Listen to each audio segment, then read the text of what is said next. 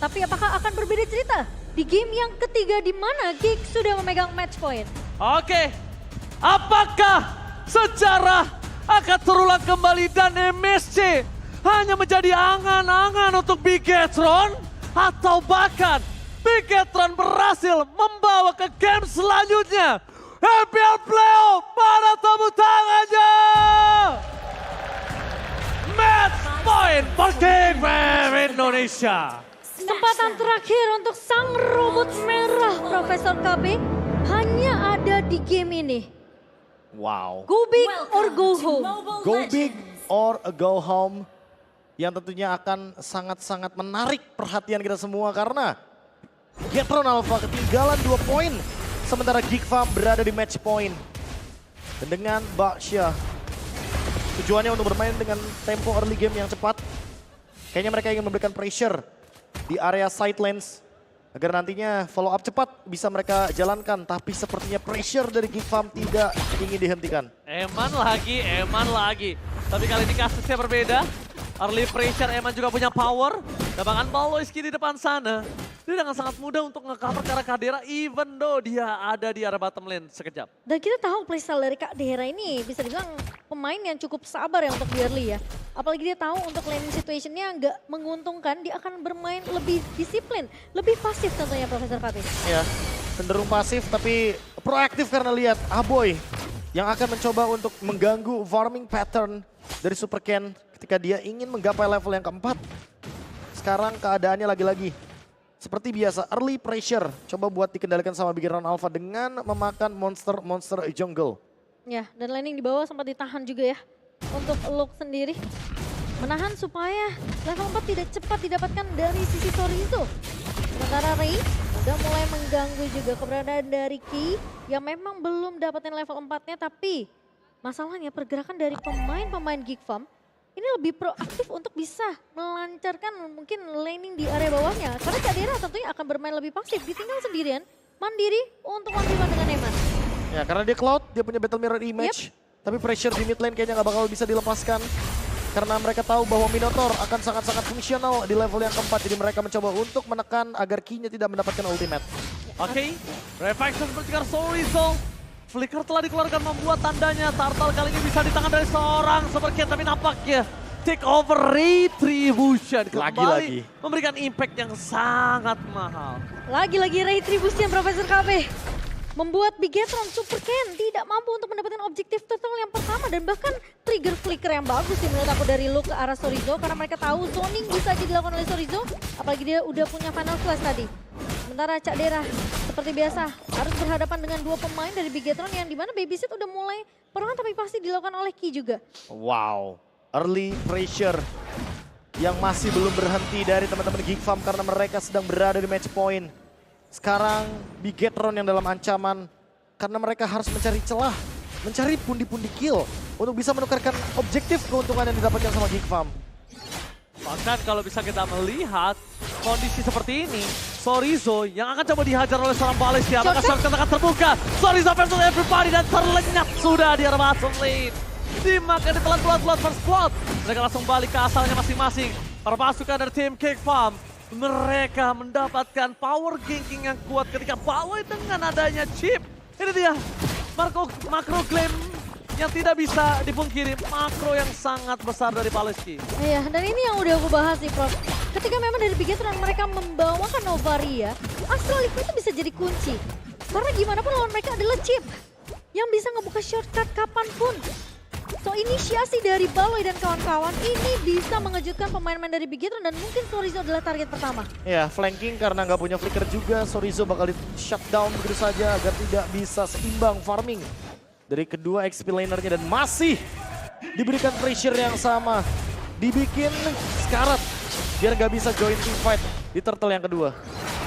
Dan Cak Dera ini bakal fokus aja untuk farming sih karena gimana pun metode late game perlu di-secure oleh Cak Dera juga. Ingat, selama dia tidak ter-pick off masih aman untuk Cak Dera.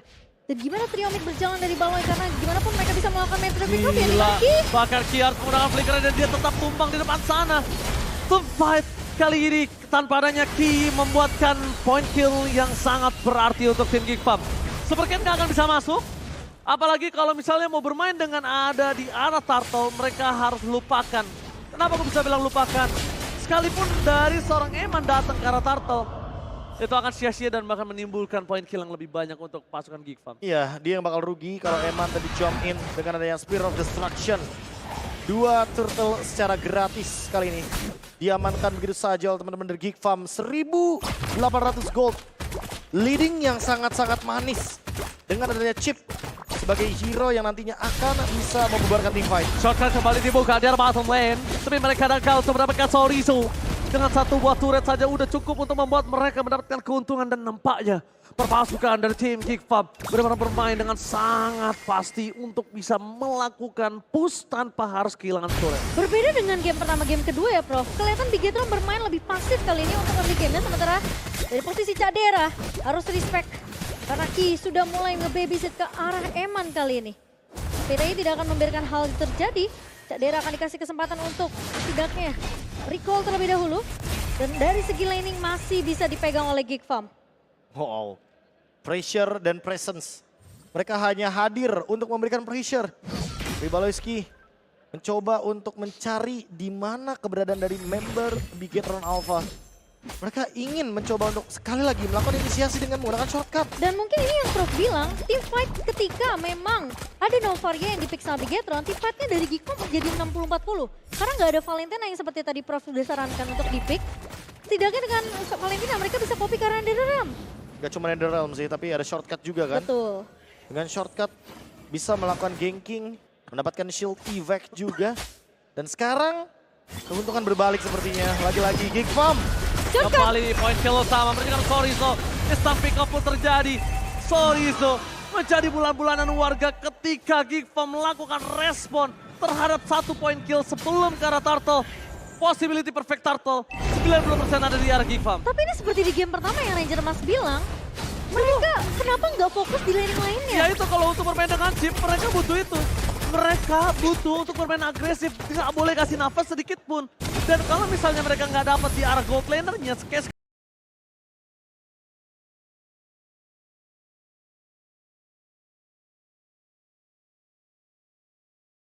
sekarang Kadera, kita anggap Kadera tuh dari tadi sama Eman juga nggak menang-menang banget Iya, sebenarnya. makanya. Tapi ketika mereka makan Sorizo berkali-kali dan akhirnya membuat Kadera mendapatkan 2 turtle dan menuju ke arah perfect turtle.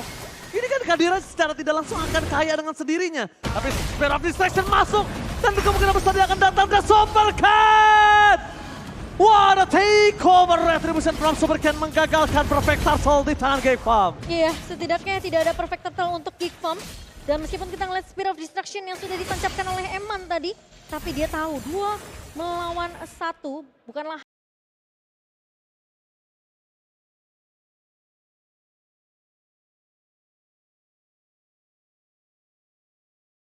hal yang diinginkan.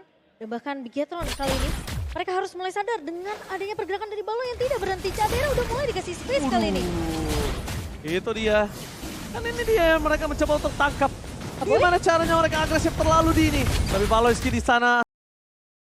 Shortcut akan selalu terbuka. Jalan ada untuk tim Geek Farm. Memporak-porandakan Geek Farm. Dan bahkan kali ini akan berat untuk mereka. Dan aku ngerasa ya, Bigetron ini pengen banget sebenarnya untuk nge-trigger Netherrealm-nya Profesor. Biar di pop up dulu. Sehingga nanti ketika team fight dibuka sama Bigetron, Netherrealm tidak akan ready untuk Geek Farm. Dan masalahnya Aboy tahu akan hal tersebut, dia tidak akan ter-trigger dengan cukup mudah melepaskan Netherrealm-nya. Ya, pemicunya juga kayaknya belum ada sih untuk Netherrealm tersebut. Sakit banget. Bahkan Cak Dera sekalipun dia mungkin terpukul mundur karena damage yang diberikan. Tapi Shortcut sebentar lagi harus dibuka Pawlowski. Kalau shortcut gak dibuka, minimal Pawlowski mengeluarkan ke arah flickernya. Dan ketika mereka memilih ke arah flicker, disengage berarti salah satu di laning mereka ada yang sedang tidak siap. Tapi lihat deh, perbedaan level Sorizo dan juga Luke ini terlalu jauh, 2 level. Luke memang lebih unggul, lagi-lagi karena 2 kali shortcut dibuka mengarah ke arah Sorizo. Jadi Sorizo sendiri agak sedikit terlambat tentunya dari level yang dipegang sejauh 9 menit game berjalan. ya udah pasti sih, karena dari tadi pressure-nya ke arah XP lane. Dan kita tahu kalau XP lane-nya dimatiin, dia nggak bakal perform dalam teamfight besar. Sehingga mau nggak mau di sini Eman, satu-satunya pemain yang harus bisa mengembalikan keadaan ketika Bigetron Alpha dalam keadaan under. Dan entah kenapa Astral Eco aku belum ngelihat sejauh ini Profesor. Kayaknya belum dapat momentumnya sih. Lagi-lagi karena chipnya jarang show di map. Baloy bener-bener pinter banget untuk mainin macro play-nya, tapi top lane, Baloy. Oke, di sini Sorizo akan menjadi sebuah setik yang dihantam oleh para pasukan tim Geekfam. Ray nampaknya sedikit terlalu dalam, tapi informasi yang telah didapatkan tidak ada flicker dari Sorizo. Fokus menuju ke Arlo, nampaknya bukan semua jawaban dan Paleski. Kali ini masih bisa selamatkan shotgun terbuka, Blazing Red from Katera. Berasa menemukan Eman dan bakal menjadi korban kedua KYY. Tidak ada lagi kesempatan untuk tim Bigetron untuk bisa mendapatkan Lord yang pertama dari mereka. Terejam-ejam, target menuju ke arah seorang Baloyski. Bukan jawaban karena Baloy still survive. Wah, terlalu fokus untuk membangun Baloy, tapi di sisi lain mereka lupa Netherrealm.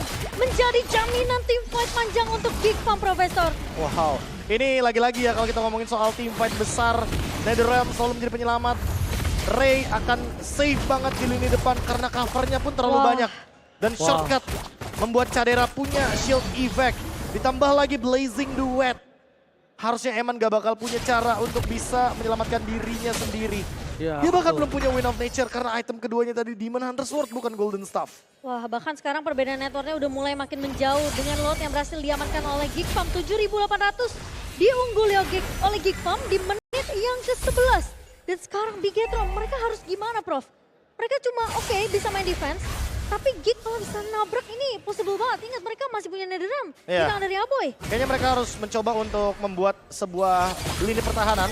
Oke, agar kembali. nanti Lordnya gak masuk. Tapi nampaknya shortcut yang dibuka berhasil mendapatkan KYY. No.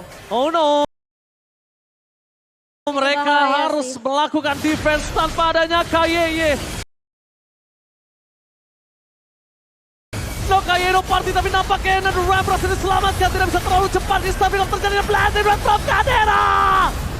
Cadera gak bisa bertahan dengan cukup lama. Dengan tidak adanya Cadera dan tidak ada Jerry dan juga Paleski, Lord masih bisa ditahan. Bigetron menolak untuk tumbang. Terlalu terburu-buru. Meskipun mereka tahu mereka sempat mengcover looknya dengan satu buah Netherrealm. Tapi Cadera masuk dengan Blazing Duet yang menurut aku itu agak sedikit memaksa sih, Profesor. Habit Oke. is habit. Habit. Still habit. Harus Dan- direset dulu kayaknya dari Geekfam. Mereka Yes. punya keuntungan tapi mereka melepaskan advantage tersebut. Sekarang Bigetron malah punya space untuk farm. Mereka akan mencoba untuk mencari cara agar nantinya Geekfam gak teamfight berlima. Karena itu yang bakal mematahkan setup dari Geekfam ketika mereka berlima. Mereka akan sangat kuat sekali. Apalagi dengan komposisi item Blood Wings yang membuat Aboy juga makin sulit untuk di take down. Aboy punya 40 stack seharusnya di menit-menit yang kayak gini. Jadi Oke. dia bakal susah banget untuk bisa dihancurkan hanya dengan satu kali point death. Oke, tapi satu hal lagi sih yang lebih mahal.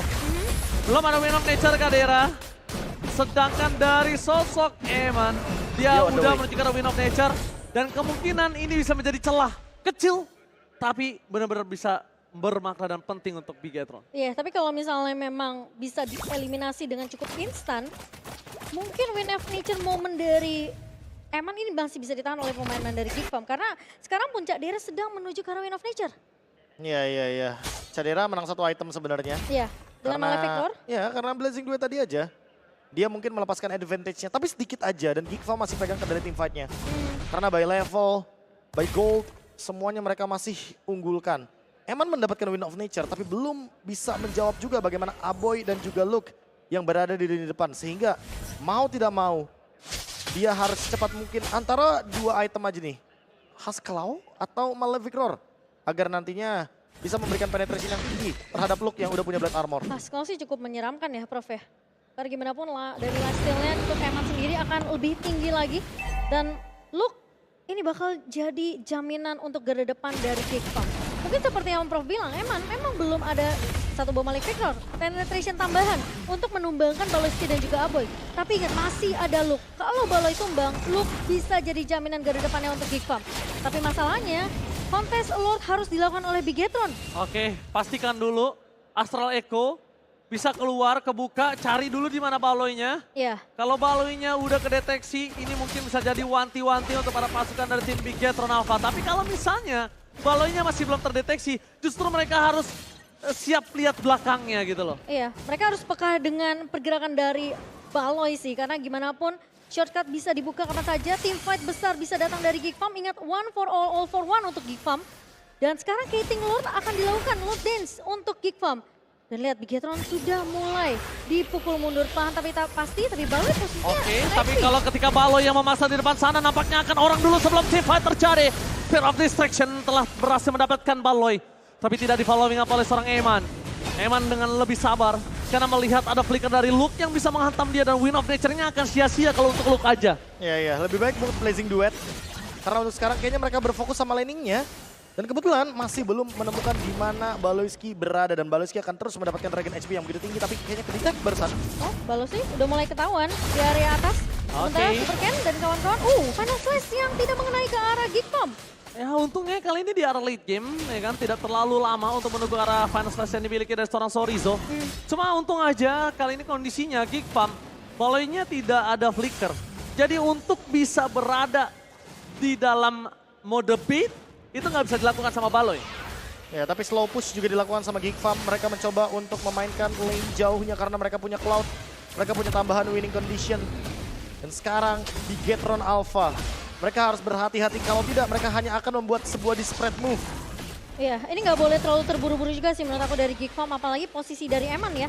Targeting dari Geek Farm ini harus benar-benar berfokus sama Eman, karena gimana pun dia udah dapetin level 15-nya, item harusnya udah jadi untuk Bigetron, setidaknya mereka bisa membuat Eman dapetin space di area backline. Oke, malah Luke yang kali ini harus mengeluarkan sisi flickernya, yang bisa ditandakan kalau kondisi Eman agak lebih aman.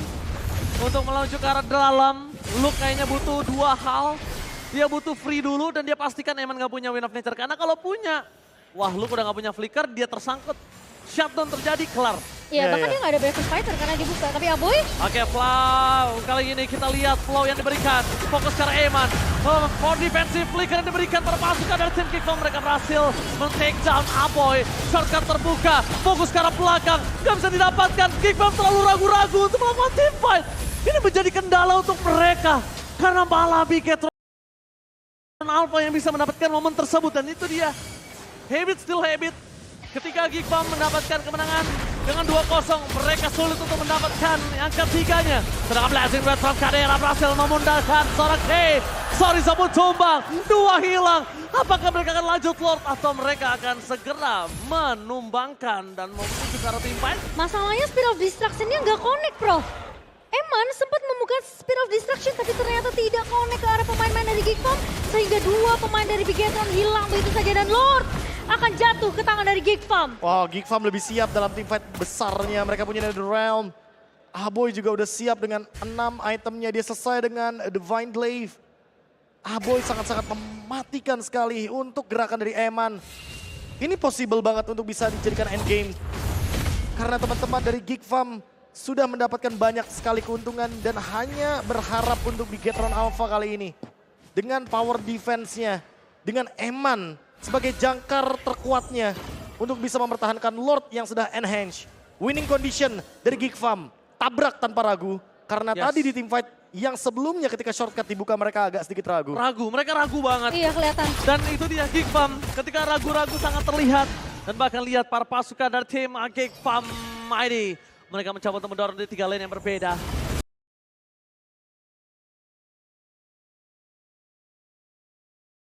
Membuka vision dari seorang HB Poking Jam akan coba dibuka. Tapi nampaknya Lord di arah bottom lane tidak bisa dibendung oleh pasukan dari tim Bigetron. Tidak bisa diselesaikan dengan cepat yang tandanya mereka harus kehilangan di arah bottom lane 1. Turret itu udah cukup merugikan. Super Wave mendorong di 2 lane yang berbeda. Mampukah Baloyski masuk ke arah belakang? Mampukah Baloyski membuka? Dan jangan sampai para pasukan dari tim Bigetron mereka terdistraction. Luke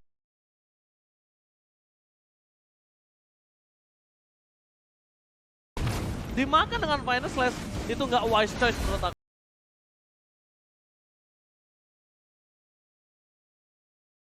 Nah ya, tapi untungnya memang masih ada high ground di tangan dari pemain-pemain Bigetron. Dan permainan disiplin akan dibawakan. Geek Farm, mereka tahu mereka tidak boleh terlalu gegabah. Mereka tidak boleh terlalu terburu-buru. Karena gimana pun Bigetron sekarang punya chance yang besar. Memasuki menit yang ke-18. Ini bisa jadi game siapa aja. Eman cukup perlu menjaga positioning. Dan jangan sampai Geek Farm ada tim fight 4 melawan 5 karena posisinya Arlott dari Sorizo ini Final Slice bisa jadi kunci. Ya, dan Minotaurnya sih, Ki harus benar-benar mengkalkulasi kapan Cadera akan melakukan Blazing Duet. Karena hanya dengan Disperse Stomp dia bisa meng-cancel Blazing Duet tersebut. Dan Cadera harus juga memperhitungkan bagaimana Purify penggunaannya tepat. Ya, bisa dibilang Stormnya harus dipegang sih sama dia. Cukup dengan adanya Menan Fury aja, karena di sini kondisinya ada 2 Purify. Cukup dengan Menan Fury aja dia bisa pancing itu Purify dan Stormnya bener-bener khusus banget untuk Blazing Duet. Dia jadi Khusus. benar, dia mungkin bisa jadi second initiator aja sih sebenarnya Yes. untuk dari Ki sendiri. Oke, dan bahkan yang di luar Velodrome yang menonton di festival sambil panas-panasan, luar biasa buat kalian sobat Mobile Legends. Tepuk tangan dulu untuk yang di festival. Wow, mereka mendukung tim favoritnya meskipun harus panas-panasan di luar ya. Tapi yang penting bisa menjadi saksi apakah tim favoritnya masih bisa bertahan di babak playoff dan masuk ke menit yang hampir menyentuh menit 20, Profesor. Krusial Krusial Ini banget. krusial banget karena bakal jadi Lord yang penting untuk kedua belah tim. Ya, winning condition dari Big Round Alpha sekarang tersisa untuk bisa membatalkan bagaimana Baloy? setup dari Baloyski. Sementara kalau dari Geek Farm, mereka harus bisa menjaga Aboy dengan Netherrealm. Kayaknya it's okay walaupun Aboy tumbang karena dia udah punya 40 stack-nya lagi. Iya. Tapi yang paling terpenting adalah Aboy jangan sampai Netherrealm-nya terlalu terburu-buru dan gak punya target. Dan Oke. Baloy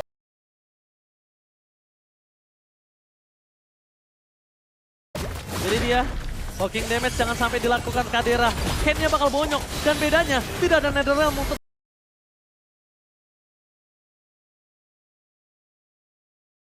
tim Bigetron. Ini berbahaya kalau Ken udah bonyok seperti ini. Dan Baloyski bisa buka kapan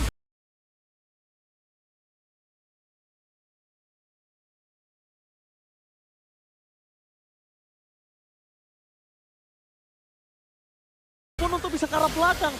Dan sedangkan frontliner mereka cuma Ki dan Super Ken. Sorizo Foxil? cuma inisiator. Foxil sekalipun bakal dapat ditutup begitu saja. Ram lebih keluarga tapi Super Ken memilih untuk melakukan adu dan terus dan triple match start. Gak ada following up dan Ram berhasil menyelamatkan para pasukan dari tim Geekfab. Belum di reset Lordnya. Ray masih di sana. Super Ken masih kokoh untuk bisa masuk tapi nampaknya Super Ken harus merelakan Lordnya. Damage terlalu kuat dari seorang Aboy. itu Aboy sekaligus Buster, Prof. Iya, Super Ken langsung mundur sih. pasti karena dia udah punya Divine Glaive juga. Jadi damage yang akan